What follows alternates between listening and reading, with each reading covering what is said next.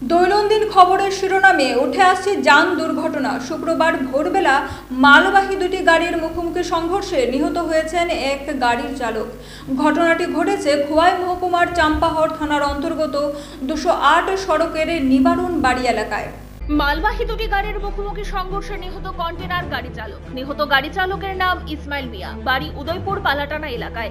ঘটনার সূত্রে জানা যায়, আগরতলা থেকে বড় কন্টেনার গাড়ি নিয়ে বহির রাজ্যের উদ্দেশ্যে মাল আনার জন্য রওনা হয়েছিল, কিন্তু খোয়াই নিবারণ বাড়ি এলাকায় আসতেই রাস্তার পাশে দাঁড় করানো ছিল আরেকটি মালগাড়ি।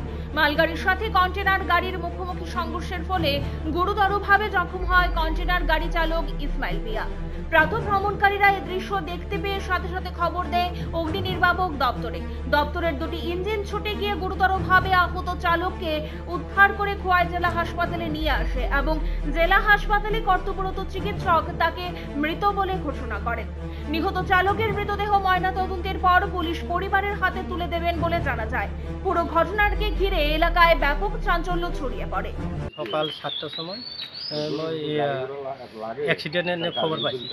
অ্যাক্সিডেন্টের খবর পাইয়া থানা আমার এই ডিটেল করে দিছে, যেখানে এনে অ্যাক্সিডেন্ট হয়েছে এখানে উসপটে যাও। এরপরে আমি 7টার সময় উসপটে গেছি। উসপটে গেছে করে এখানে গিয়েছে জানতে পারি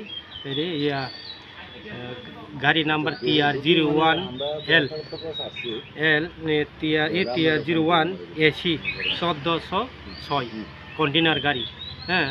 আর একটা SML গাড়ি TR05C 1510 SML গাড়ি। এই গাড়িটা ধারা করে নেওয়া অবস্থায় আসলে ইউরিনে গেছে, এমন সময় গিয়েছে না ওই কন্টেনার গাড়িটা গিয়ে বাড়ি লাগিয়ে গেছে। এরপরে ওইটা যে কন্টেনার গাড়ি ড্রাইভারে খোয়াই ডিস্ট্রিক্ট হসপিটালে ফায়ার সার্ভিস গিয়েছে আনছে। এরপরে আমি আইএসেরা খোয়াই হসপিটাল আইএসেরা দেখি এটা মারা গেছে।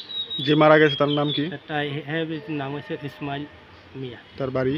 এর বাড়ি হয়েছে পূর্ব পালাতানা